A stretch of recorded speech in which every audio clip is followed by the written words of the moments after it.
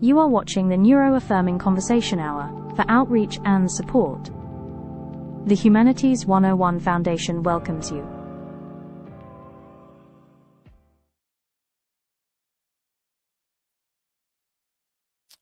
Welcome back, Nacho Nuts. I hope your midwinter pause gave you a little breathing room, even if life kept doing what it does.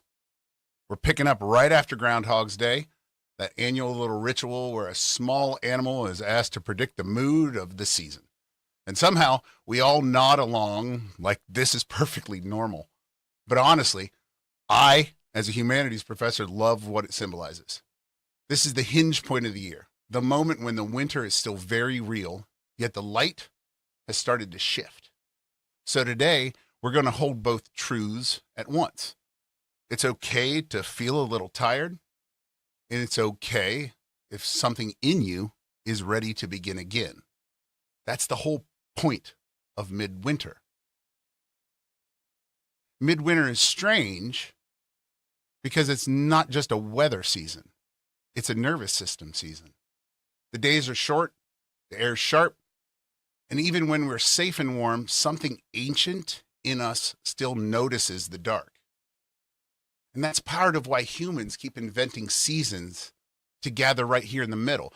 Not when everything is easy, but when endurance is the assignment. We light candles, we share meals, we tell stories, we sing, we trade little tokens, gifts, we make jokes, we dress up, and we mark time on purpose. In a season that can feel endless, celebration becomes a way of saying, we are still here. We are still together, and the wheel is still turning. Historically, a lot of midwinter holidays are basically community technology. In the ancient Mediterranean, winter festivals were a public promise that scarcity would not get the last word and not last forever. The Romans, they held Saturnalia, a season of feasting and generosity and other things, where normal routines loosened, people shared food and other things, and even the social order could flip for a moment. It was not only escapism. It was a collective pressure release, a way to remind everyone that dignity and belonging mattered more than hierarchy, at least for a few days. The message underneath the laughter was serious. When the world was cold, we survived by becoming warmer to one another. Classical stories from antiquity also give midwinter a mythic logic. And one of the most enduring is the story of Demeter and Persephone. Now, in the telling of this, Demeter, the goddess of harvest and growing things, loses her daughter Persephone when she's taken into the underworld. Demeter's grief is not private. It spills into the world itself. The fields stop giving. The trees go bare. The green life recedes. It's as if the earth mirrors what a heart does when it's in mourning. It pulls back. It conserves. It goes quiet. And then, after negotiation, Persephone is allowed to return, but not all the way and not forever. She comes back in portions of time, in increments, in a rhythm. Part of the year, she's above ground with her mother, and the world is warm. It softens, and it begins to grow again. And part of the year, when she returns below, the world is cold, and living things rest. That's the mythic logic of winter. Not a failure, not a punishment, but a necessary interval of stillness. A season where what matters most is endurance and care. This is why the story lands emotionally, even now.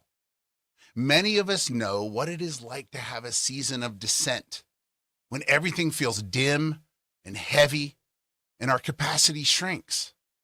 We also know what it's like to come back slowly, not with a dramatic transformation, but in small increments.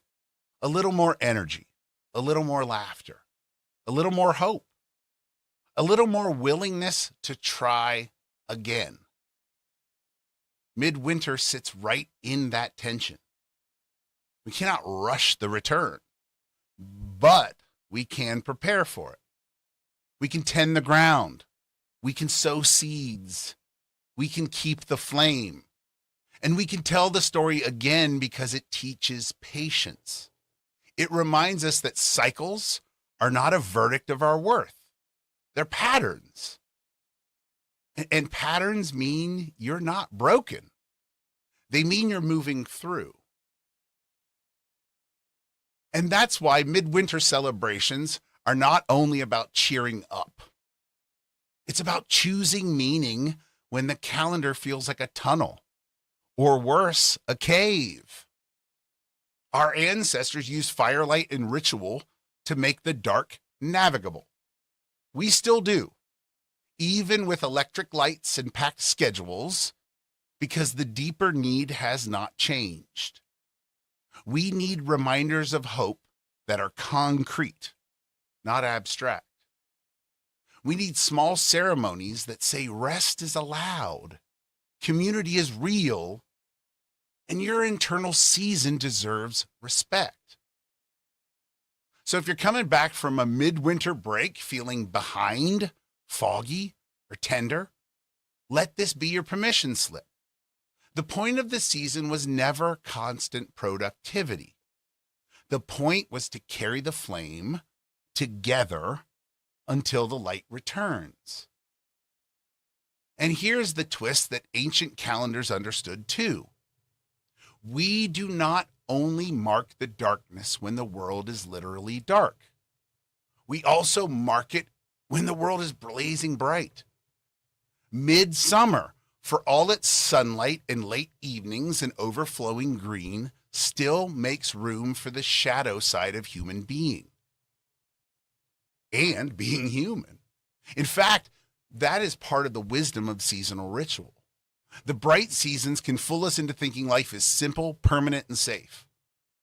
So many cultures build midsummer observances that are quietly saying, even here, even now, dark is real.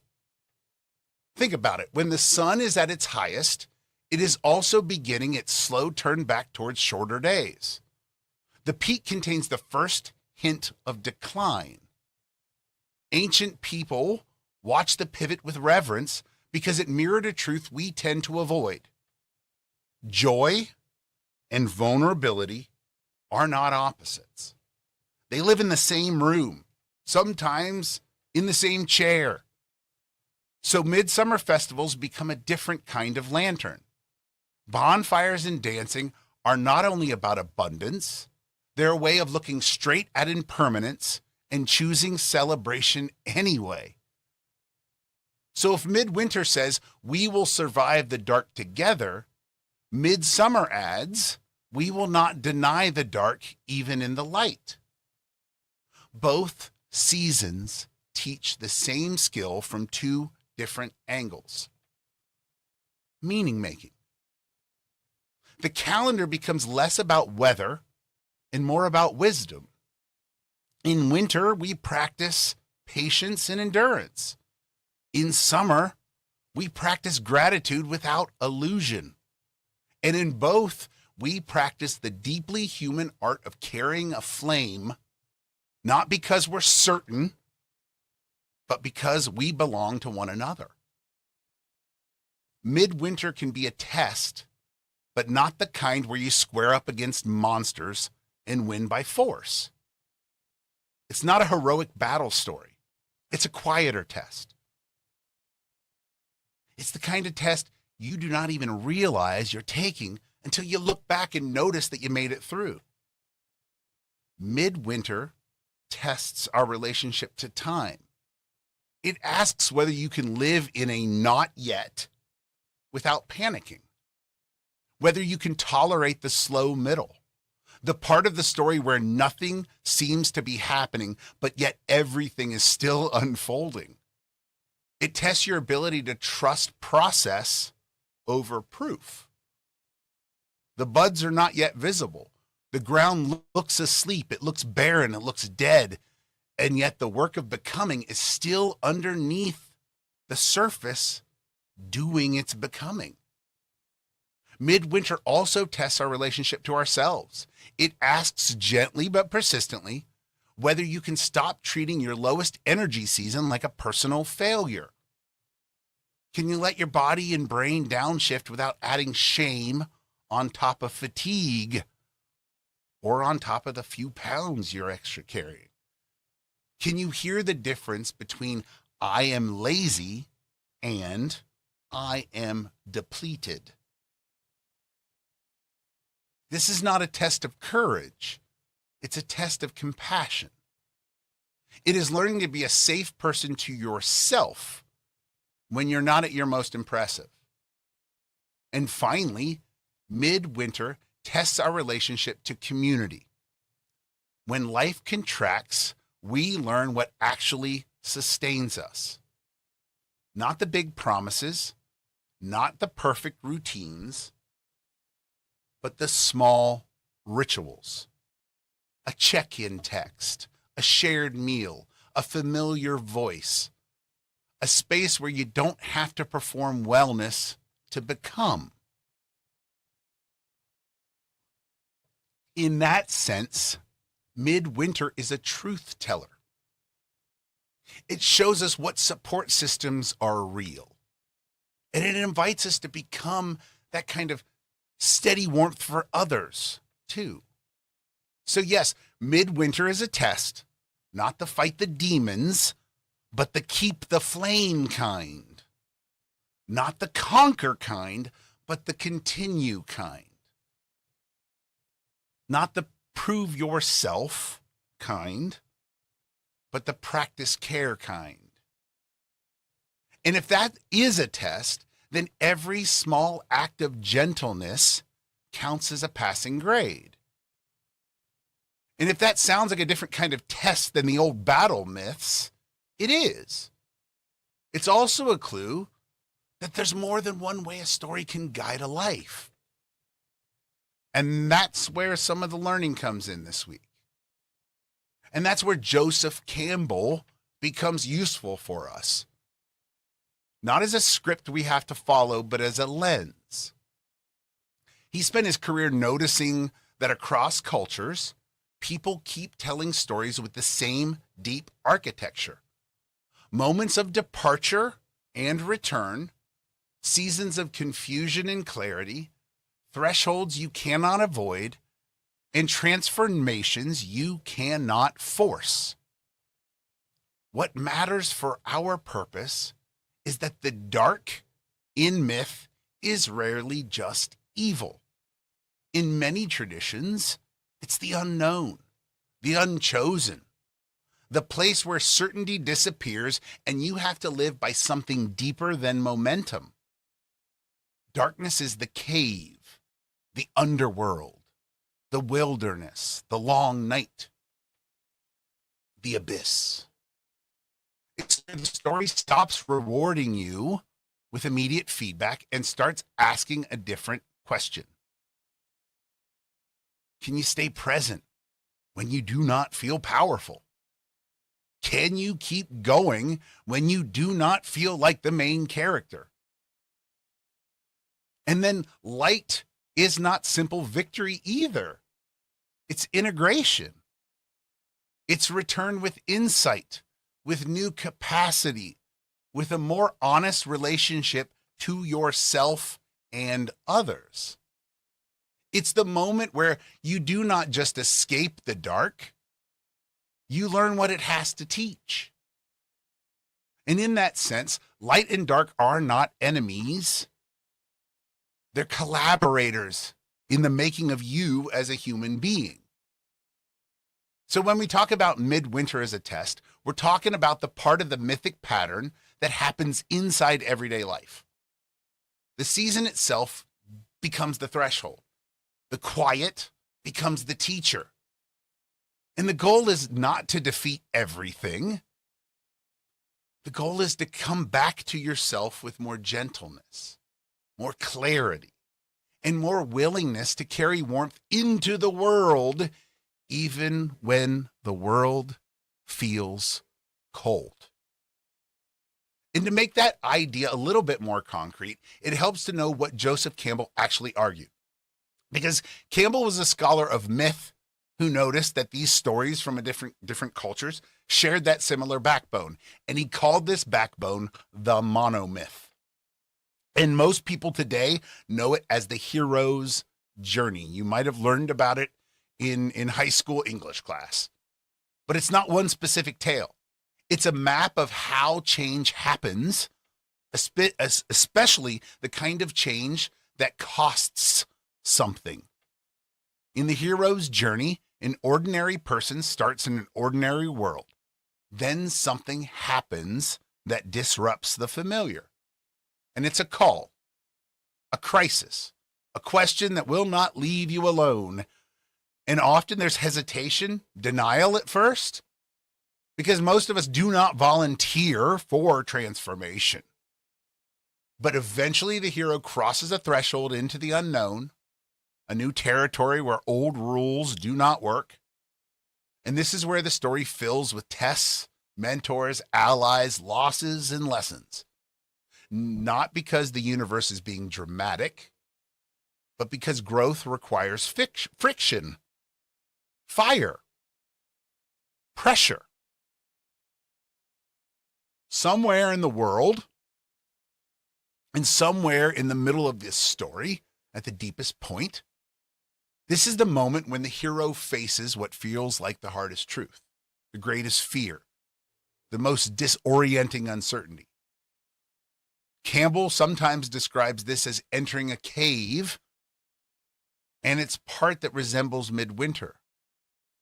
There are fewer shortcuts, less certainty, more waiting, more inner work. Think about that part in Star Wars where Luke enters the tree, the cave. It's inner work. And then if the hero keeps moving, pushes through, they find something. Insight, power, healing, wisdom, but ultimately a new way of being. And the point is not the trophy. The point is the change. Finally, the hero returns to the ordinary world, but returns differently. They bring back what Campbell calls a boon. And this is something that is meant to serve others, not just the hero's ego. They come back with knowledge that serves the better good. And that's the piece I love most.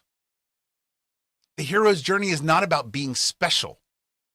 It's about becoming useful, becoming whole, but becoming brave in a quieter way. It's a reminder that dark parts of the path are not evidence you're failing. They're often evidence you're in the middle of the story. And that's where Joseph Campbell starts sounding less like a literature lecture and more like a survival manual. He noticed that the turning point in so many of these myths is not the moment that the hero looks confident. It's the moment that they feel stripped down, disoriented, and emptied out. But they keep going anyway.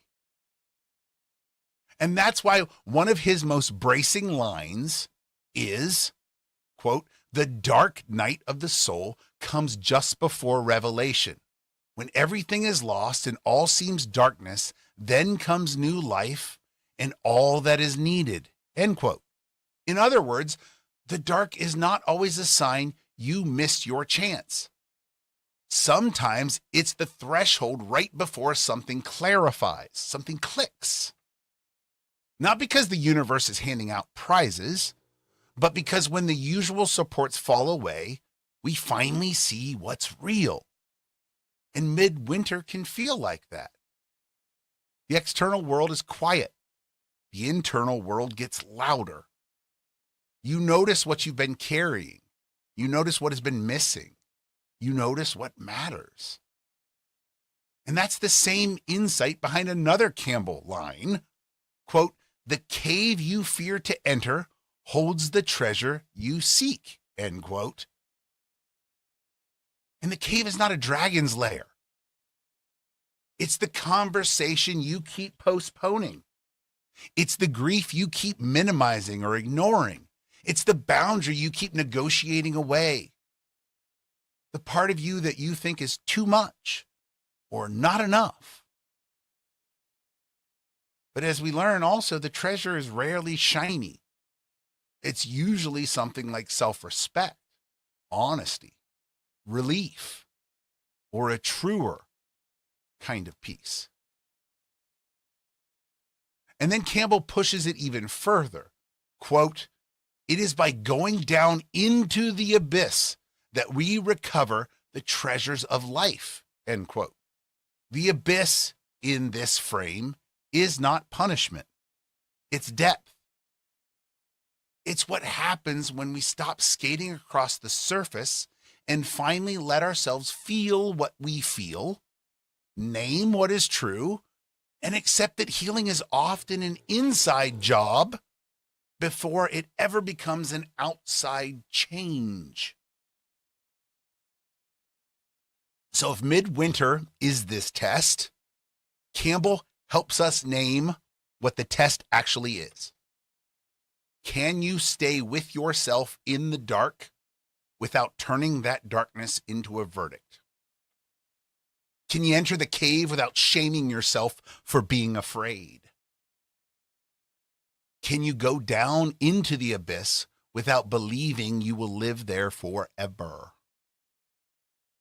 Because the point is not to be fearless. The point is to be faithful to your own becoming. One small, steady step at a time. So here's the final take, Nacho Nuts. Our personal tests are rarely dramatic. They don't usually arrive with theme music and a clear villain. They arrive as a long stretch of uncertainty, a conversation we keep avoiding, a season of exhaustion, a body that needs more care than expected, a change we didn't choose, or a hope that keeps asking to be taken seriously. The abyss is not always a single moment. Sometimes it's simply the place where you can admit quietly, I cannot keep living this old way. And that admission is not failure. It's the beginning of wisdom. Overcoming in this kind of story is not about conquering the abyss, mastering it. It's about learning how to move through it without abandoning yourself. It is choosing one honest step when you cannot see 10 steps ahead. It's asking for help before you're at your breaking point. It's resting without apologizing for being human. It's setting one boundary, telling one truth, and making one small repair or returning to one steady ritual that reminds your nervous system, I'm safe enough to keep going. This is how the hero's journey looks in real life. Not grand, but brave. And the hero within you is not the loudest part of you. The hero is the part that keeps showing up in the cave. The part that says, I'm allowed to try again. The part that learns to hold the light and dark at the same time. And not because everything's fine, but because you are still here. You are still becoming, and you are still worthy of warmth. So if you're in a midwinter season of your own, let this be your permission slip and your compass.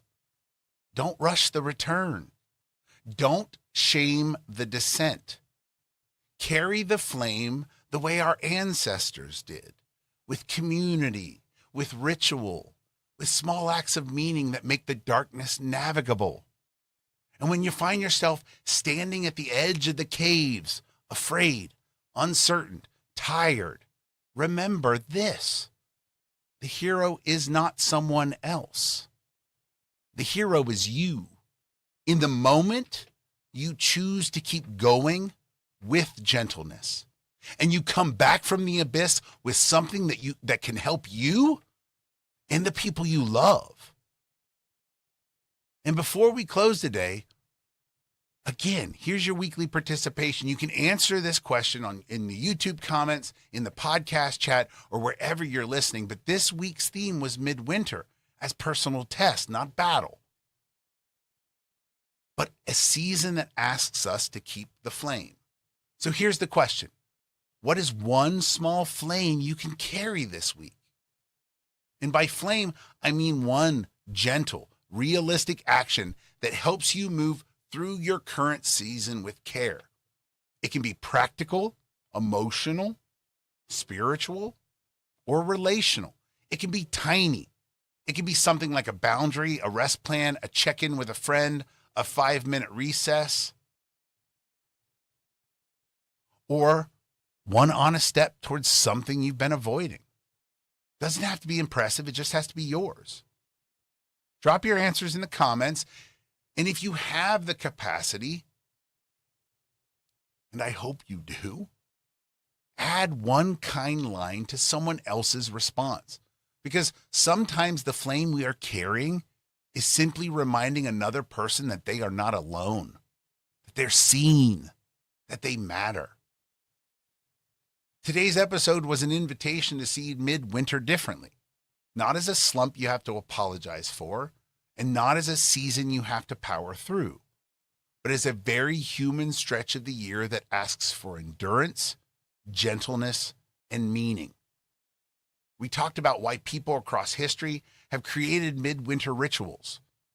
And that's not because everything felt fine, but because the dark needed a lantern. Celebration in that sense is not denial. It's a way of choosing warmth on purpose. We also stepped into myth and story because myths have always been one of humanity's best tools for naming what life feels like, for describing meaning. We revisited the story of Demeter and Persephone and the wisdom it offers about cycles, descent and return, rest and renewal, seasons that move in increments. And the myth reminds us that winter is not failure, it's pattern.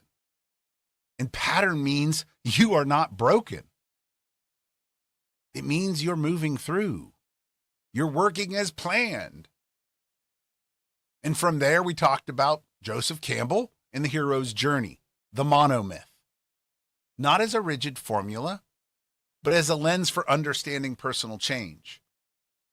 We explored his language about the dark night, the feared cave, the abyss, and we reframed those images as everyday experiences. The hard conversation, the grief you keep shelving, the boundary you need to set, the honest moment when you realize something has to change.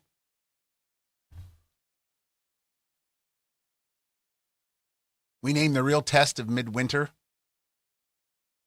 as compassion, not conquest, staying present, not proving yourself, and carrying a small flame, not slaying some grand monster.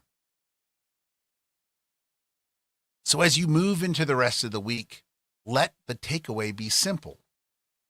If you're tired, foggy, tender, you are not behind. You're in a season that asks for care and concern. Your job is not to be impressive. Your job is to be kind to yourself and steady in your next step. The hero within you is the part that keeps showing up with gentleness, and that's more than enough. So Nacho Knots, as we close, let these affirmations meet you exactly where you are.